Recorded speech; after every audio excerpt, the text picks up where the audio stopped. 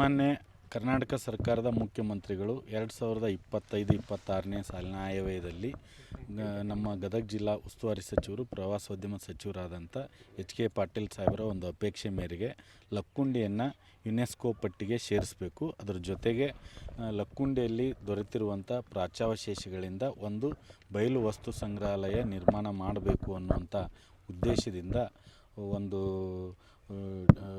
ಭೇಟಿ ಇದಾಗಿದ್ದು, ಇಟಲಿ ದೇಶ ಮತ್ತು ಗ್ರೀಸ್ ದೇಶದವರು ಅಂದರೆ ಡೆಕ್ಕನ್ ಹೆರಿಟೇಜ್ ಫೌಂಡೇಶನ್ನ ಡಾಕ್ಟರ್ ಹೆಲೆನ್ ಮತ್ತು ಡಾಕ್ಟರ್ ಸ್ಟೆಫನ್ ಈ ಥರ ಮತ್ತು ಅಲೆಕ್ಸಾಂಡರ್ ಈ ಥರ 3 ಜನ ಮತ್ತು ಡೆಕ್ಕನ್ ಹೆರಿಟೇಜ್ ಫೌಂಡೇಶನ್ನ ವೈಶಾಖ್ ಅವರು ಮತ್ತು ಚರಣ್ ಅವರು ಈ ಥರ ಬಯಲು ವಸ್ತು ಸಂಗ್ರಹಾಲಯ ಲಕ್ಕುಂಡಿಯಲ್ಲಿ ಹೇಗಿರಬೇಕು ಅನ್ನುವಂಥ ಉದ್ದೇಶದಿಂದ ಒಂದು ಅಧ್ಯಯನವನ್ನು ಮಾಡಲಿಕ್ಕೆ ಆಗಮಿಸಿದ್ದಾರೆ.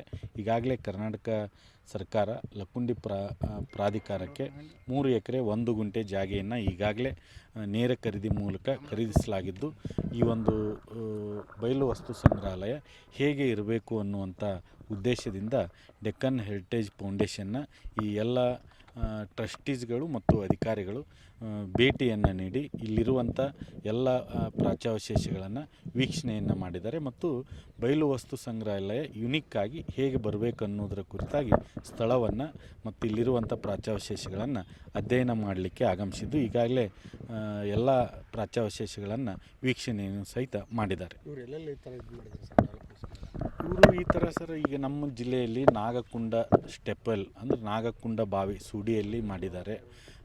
ಹಲವಾರು ದಕ್ಷಿಣ ಭಾರತದ ಹಲವಾರು ರಾಜಮನೆತನಗಳ ಒಂದು ದೇವಸ್ಥಾನಗಳನ್ನು ಸಂರಕ್ಷಣೆ ಮಾಡಲಿಕ್ಕೆ ಡೆಕ್ಕನ್ ಹೆರಿಟೇಜ್ನ ಫೌಂಡೇಶನ್ನ ದಾನಿಗಳಾಗಿ ಹಲವಾರು ದೇವಸ್ಥಾನಗಳನ್ನು ಇವರು ಸ್ವತಃ ತಮ್ಮ ಖರ್ಚಿನಿಂದಲೇ ಮಾಡುವಂಥವರಾಗಿದ್ದಾರೆ. ನಮ್ಮ ಲಕ್ಕುಂಡಿಯಲ್ಲಿ ನಮ್ಮ ಸೂಡಿಯಲ್ಲಿ ರೋಣ ತಾಲೂಕಿನ ಸೂಡಿಯಲ್ಲಿ ನಾಗಕುಂಡ ಒಂದು ಬಾವಿಯನ್ನು ಸಹಿತವಾಗಿ ಬಹಳಷ್ಟು ಅದ್ಭುತವಾಗಿ ಸಂರಕ್ಷಣೆಯನ್ನು ಮಾಡುವಂಥ ಕೆಲಸವನ್ನು ಮಾಡಿದ್ದಾರೆ. ಕೆಲವೇ ದಿನಗಳಲ್ಲಿ ಮಾನ್ಯ ಉಸ್ತುವಾರಿ ಸಚಿವರಾದಂಥ ಎಚ್.ಕೆ. ಪಾಟೀಲ್ ಸಾಹೇಬರು ಅದನ್ನು ಲೋಕಾರ್ಪಣೆಯನ್ನು ಮಾಡಲಿದ್ದಾರೆ.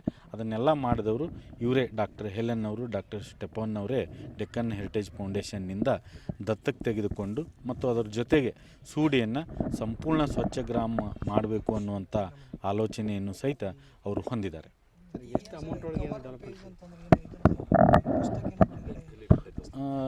ಡೆಕ್ಕನ್ ಹೆರಿಟೇಜ್ ಫೌಂಡೇಶನ್ನಿಂದ ಆಂಗ್ಲ ಭಾಷೆಯಲ್ಲಿ ಮತ್ತು ಕನ್ನಡ ಭಾಷೆಯಲ್ಲಿ ಒಂದು 120-50 ಪುಟಗಳ ಒಂದು ಗೈಡ್ ಬುಕ್ಕನ್ನು ಸಹಿತವಾಗಿ ಬಹಳಷ್ಟು ಉತ್ಕೃಷ್ಟ ರೀತಿಯಲ್ಲಿ ತರುವಲ್ಲಿ ಈಗಾಗಲೇ ಕಾರ್ಯ ಆರಂಭ ಆಗಿದೆ.